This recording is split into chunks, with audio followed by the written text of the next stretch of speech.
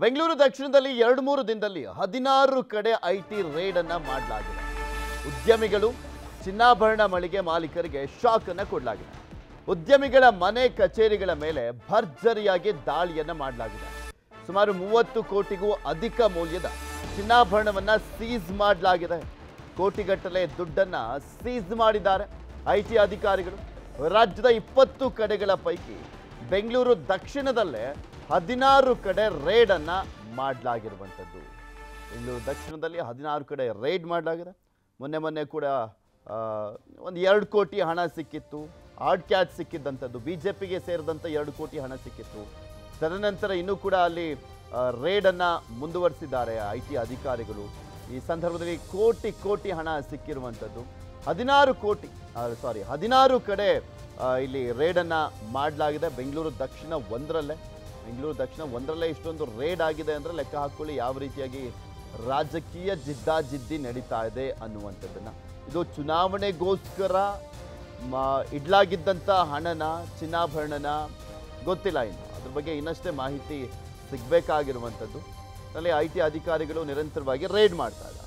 BJP Congress ಮಧ್ಯೆ mangalsutra talk war ನಡೀತಾ ಇದೆ. ಪ್ರಧಾನಿ ಮೋದಿಗೆ ಮಂಗಳಸೂತ್ರದ ಬೆಲೆ ಗೊತ್ತಾ ಅಂತ ಪ್ರಿಯಾಂಕ್ ಖರ್ಗೆ ಅವರು ತಿರುಗೇಟನ್ನ ಕೊಟ್ಟಿದ್ದಾರೆ.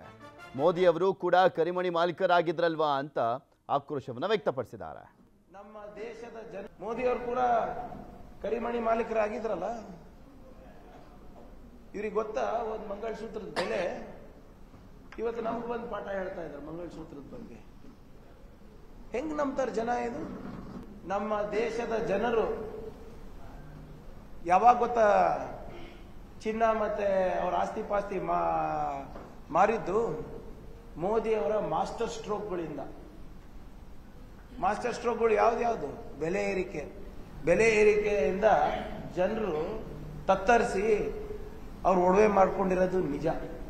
45 ವರ್ಷದಿಂದ ಇರಲಾರ್ದಂತ ನಿರುದ್ಯೋಗ ಸಮಸ್ಯೆ ಇದೆ ಅಲ್ಲ, ಅವಾಗ ಯುವಕರು ಅವ್ರ ತಂದೆ ತಾಯಿಗಾರ ಜಮೀನು ಒಡವೆ ಮಾಡ್ಕೊಂಡಿದ್ದಾರೆ. ಇವತ್ತು ಏನ್ ನಡೀತಾ ಇದೆ ನಮ್ಮ ದೇಶದಲ್ಲಿ? ಎಲೆಕ್ಷನ್ ಕಮಿಷನ್ ಸುಮ್ಮನೆ ಕೂತಿದ್ದಾರೆ. ಮೋದಿ ಅವ್ರ ಭಾಷಣ ಕೇಳಿ ತಾವು, ಯಾವ ಮೋದಿ ಅವರಂತಲ್ಲ, ಬಿಜೆಪಿ ಅವ್ರು ಯಾವುದೇ ಭಾಷಣ ಕೇಳಿ, ಇನ್ಕ್ಲೂಡಿಂಗ್ ಉಮೇಶ್ ಜಾಧವ್ ಅವ್ರ ಭಾಷಣದಲ್ಲಿ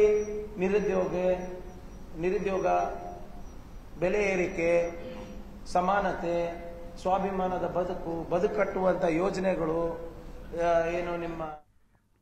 ಪ್ರಧಾನಿ ಮೋದಿ ಮಾಂಗಲ್ಯ ಸೂತ್ರ ಹೇಳಿಕೆಗೆ ಡಿಸಿಎಂ ಡಿಕೆ ಶಿವಕುಮಾರ್ ಕೂಡ ತಿರುಗೇಟನ್ನು ಕೊಟ್ಟಿದ್ದಾರೆ. 2014ರಲ್ಲಿ ಚಿನ್ನದ ಬೆಲೆ 2800 ರೂಪಾಯಿ ಇತ್ತು. ಬೆಲೆ ಕಡಿಮೆ ಇದ್ದಂಥ ಕಾಲದಲ್ಲಿ ಮಹಿಳೆಯರು ಮಾಂಗಲ್ಯ ಚೈನನ್ನು ಮಾಡಿಸಿಕೊಳ್ತಾ ಇದ್ರು. ಈಗ ಮಾಂಗಲ್ಯ ಮಾಡಿಸಿಕೊಳ್ಳುವಂಥದ್ದು ಕಷ್ಟ ಅಂತ ಮಹಿಳೆಯರು ಹೇಳ್ತಾ ಇದ್ದಾರೆ. ಮಾಂಗಲ್ಯ ಮಾಡಿಸಿಕೊಳ್ಳದಂಥ ಮಟ್ಟಕ್ಕೆ ಮೋದಿ ಸರ್ಕಾರ ಬೆಲೆ ಏರಿಕೆ ಮಾಡಿದೆ ಅಂತ ತಿರುಗೇಟನ್ನು ಕೊಟ್ಟರು. 10 ವರ್ಷದಿಂದ ಈ ದೇಶದ ಪ್ರಧಾನಮಂತ್ರಿ ಮೋದಿಯವರು ಆದರು. ಆಗ ಚಿನ್ನದ ಬೆಲೆ 2800 ಇತ್ತು. ನಾವು ಮಾಂಗಲ್ಯ ಮಾಡಿಕೊಡ್ತೀವಿ, ನಾವು ಮಾಂಗಲ್ಯ ಸರ ಮಾಡಿಕೊಡ್ತೀವಿ. ಇವತ್ತು 2800 ಹೋಗಿ ಈಗ 22,000 ಎಷ್ಟು 75,000 ಆಗಿದೆ. ಆ ತಾಯಂದಿರು ಗೋಳು ನನ್ನ ಕೈಲಿ ನೋಡಕ್ ಆಗ್ತಾ ಇಲ್ಲ. ನನ್ನಂತವನು ಈ ಸಮಾಜವನು ಮೋದಿ ಸರ್ಕಾರದಲ್ಲಿ ನಾವೇನೋ ನಮ್ಗೆ ಆ ಮಾಂಗಲ್ಯ ಸರ ಮಾಡ್ಕೊಳ್ಳುವಂತ ಒಂದು ಭಾಗ್ಯ ನಮ್ಗೆ ದೇವ್ರು ಕಲ್ಪಿಸ್ಕೊಟ್ಟಿದ್ದಾನೆ.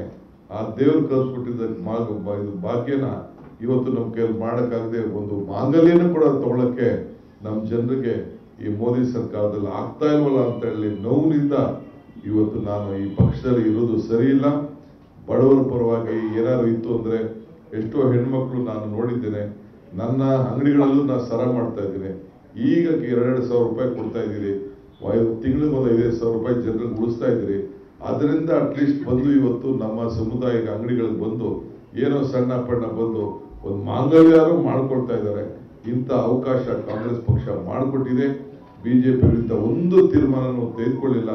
ನಾನು ಈ ಕಾಂಗ್ರೆಸ್ ಪಕ್ಷದಲ್ಲಿ ಇರದೇ ಸರಿ ಅಂತ ತೀರ್ಮಾನ ಮಾಡಿ ಇವತ್ತು ನಂಜುಂಡಿಯವರು ನಮ್ಮ ಪಕ್ಷಕ್ಕೆ ನಿಮ್ಮೆಲ್ಲರ ವಿಶ್ವಾಸದಿಂದ ಇವತ್ತು ಸೇರಿದ್ದಾರೆ. ಅವರಿಗೆ ಮತ್ತೊಮ್ಮೆ ನಾನು ಈ ಸಂದರ್ಭದಲ್ಲಿ ಸ್ವಾಗತವನ್ನು ಬಯಸ್ತಾ ಇದ್ದೀನಿ.